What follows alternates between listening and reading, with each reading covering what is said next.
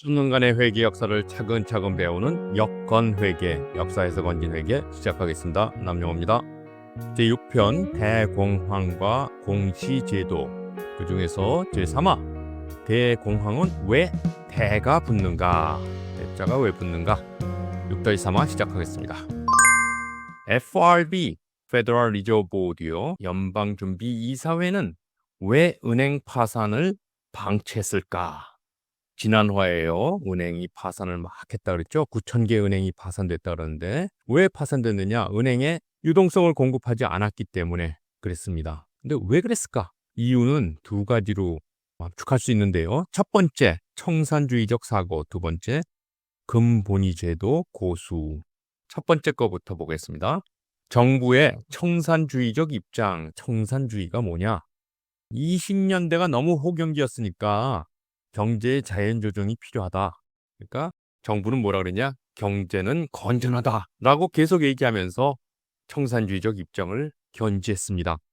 구체적으로 청산주의라 하면 경제 위기가 온다 그래도 시장이 스스로 조정할 능력이 있기 때문에 여기에 맡기고 부실기업, 은행, 개인들이 파산하도록 해야 된다.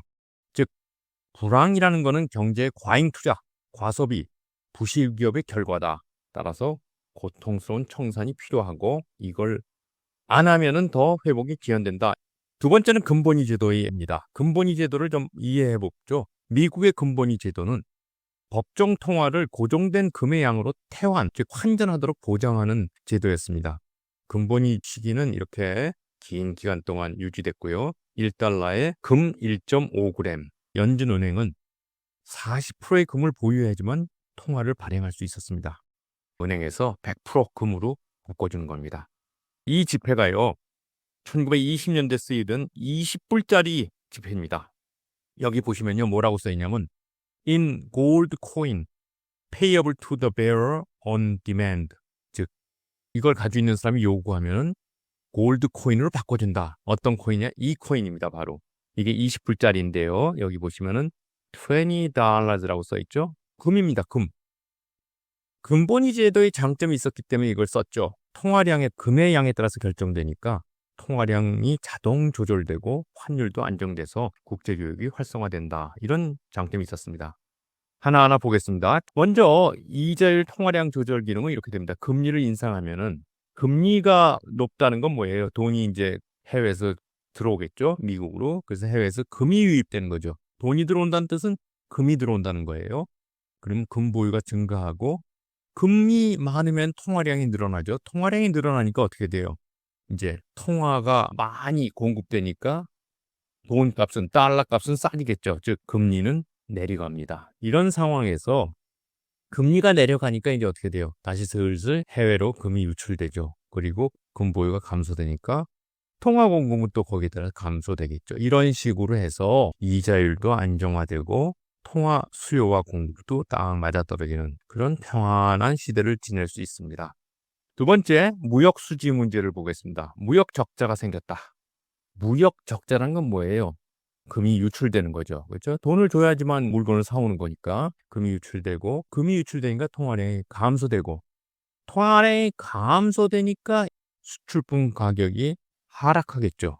통화량 감소라는 거는 100을 가지고 있다가 60밖에 안 가지고 있는 거예요. 뭐를요? 지폐를, 돈을. 그러니까 어떻게 해요? 돈값이 올라가죠. 물건값이 싸지는 겁니다. 물건값이 싸지면 어떤 현상이 일어나요? 수출 경쟁이 강화되고 무역 적자가 감소되고, 이에 따라서 무역 적자는 다시 해소되는, 무역 수지가 안정으로 들어간다. 따라서 장점, 대외적으로 국제 무역과 금융거래의 환율 안정과 신뢰력이 유리하다. 이런 아주 좋은 장점을 가지고 있습니다. 단점, 통화 금융 정책을 펼칠 수 없다. 왜? 금 보유량에 의존해서 통화량을 결정되기 때문에 자율적으로 할 수가 있는 게 없습니다.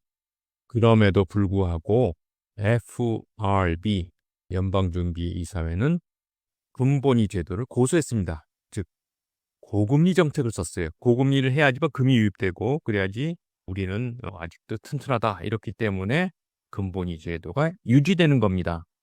이걸 폴 그루그만 노벨 경제학상 타신 분이요, 아주 신랄하게 깠습니다. 금에 기초한 자국 통화의 가치를 유지하는 것이 너무나 중요한 나머지 신성시까지 한 것 때문에 대공황의 경제적 참상을 더 악화시킬 수밖에 없었다. 즉 근본위 제도를 고수하려고 대공황이 악화되는 걸 놔뒀다. 그래서 고금리라는 것은 대공황의 최대 원인이다. 고금리가 어떻게 대공황의 최대 원인인지 볼까요? 고금리가 되면 경기 침체가 가속화됩니다. 미국이요, 1930년 10월에 기준금리를 1.5에서 3.5로 어마어마하게 올리죠. 왜?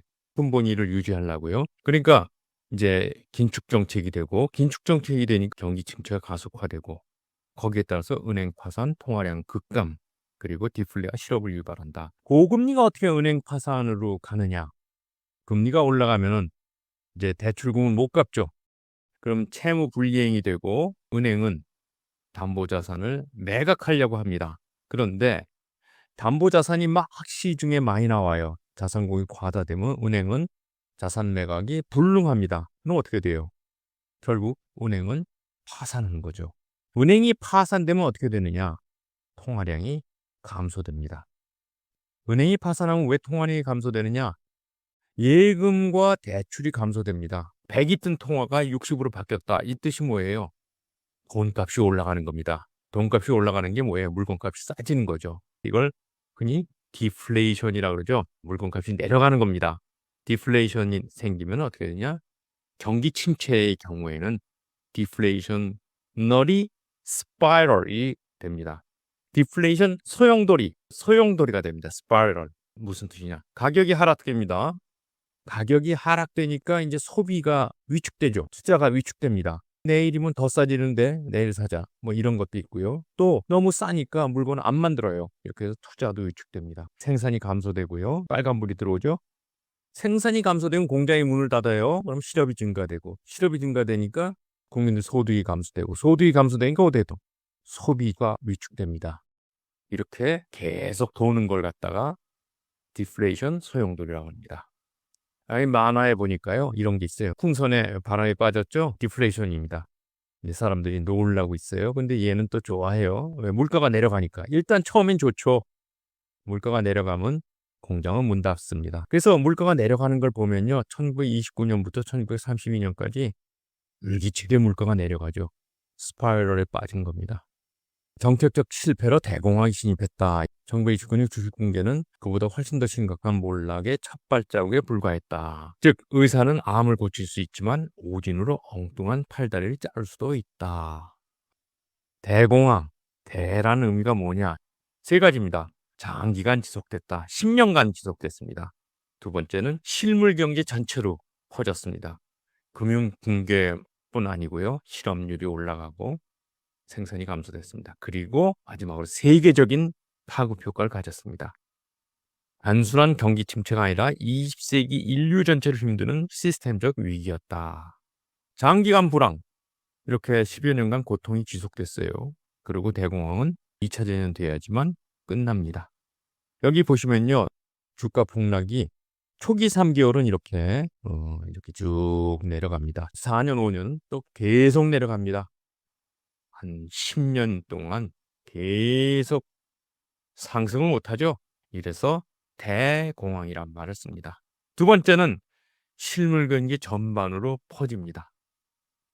디플레이션 스파이럴, 소용돌이에서 기업이 도산하고 실업이 증가합니다. 여기 표를 보시면은 물가는 계속 내려가죠. 약 26% 내려갔습니다. 산업 생산 지수 50% 내려갑니다. 반토막도 안 되죠. 실업률은 25%로 급증합니다.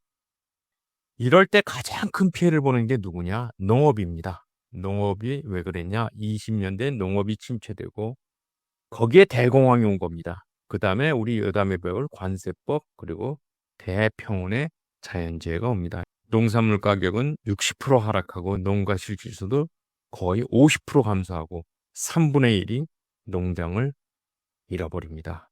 이미 허약했던 농업이 대공황으로 인해서 망합니다. 어떻게 망하나 보면요, 20년대 초반에는 잘 나갔습니다. 유럽이 황폐화돼서 미국 농민들이요 막 투자를 했어요. 기계화로. 그런데 20년대 후반 오니까 유럽이 이제 복구되면서 이제 더 이상 팔 데가 없는 거예요. 그럼에도 불구하고 소득은 낮아지니까 역설적 대응을 합니다. 역설적 대응이란 게 무슨 말이냐? 과일 생산을 하고요. 가격이 하락하고 소득이 감소되고 그러다 보니까 대출 상환이 불가해집니다. 이러면서 대평원의 자연재해, 우리가 흔히 더스트볼이라고 그럽니다. 큰 지대에 더스트 먼지만 날리는 거죠. 이러면서 수확량이 급감하고 35만 가구가 농지를 버리고 캘리포니아로 이주합니다. 그걸 쓴 책이 뭐냐? 존 스타인백의 분노의 포도입니다. 캘리포니아로 이주한 노동자들 취재한다는 빈곤 문제가 아니고 구조적 문제다, 이렇게 얘기를 했습니다. 보시면요, 이런 존 스타인백의 유명한 소설을 영화화한 겁니다. 그 다음 주제는 루즈벨트 대통령이 어떻게 이제 경제를 회복시키느냐. 첫 번째 행정명령을 내립니다. 모든 은행은 문을 닫아라. 6-4와 루즈벨트의 시대 금융개혁. 우리 박진감 있게 한번 가봅시다.